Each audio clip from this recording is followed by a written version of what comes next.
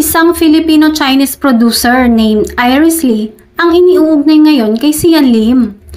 Ito raw ang ipinalit ng kapuso actor sa kanyang nobya of 12 years na si Kim Chu.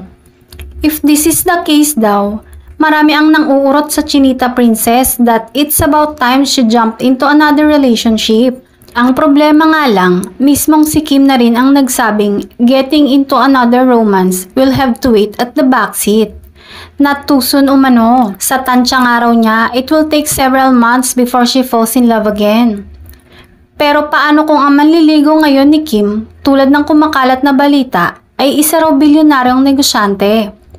Sa ngayon, hindi pa tukoy ang pagkakakilanlan ng guy, nor is his line of business, basta certified billionaire. Ang tanong, tanggapin kaya ito ni Kim? Magkaroon kaya ng bearing ang economic status ng guy?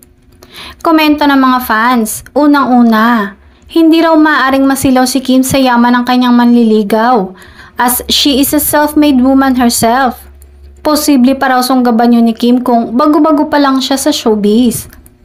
Pero sa tagal na niya, ang dami nang napatunayan ni Kim. Besides, ang dahilan ng pag-ayaw niya sa relasyon nila ni Sian is worth looking into. Plain and simple, dahil walang plano si Sian na magpatali. Dahil marami pa siyang kailangang patunayan kay Kim. Nakikipagkumpetensya sa madaling salita. Nag-iingat din marahil si Kim dahil baka sabihing love on the rebound lang ang pagpatol niya sa kanyang billionaire suitor. Nakadepende na yon sa guy na yon if he's patient enough to wait sa ibinigay na timetable ni Kim.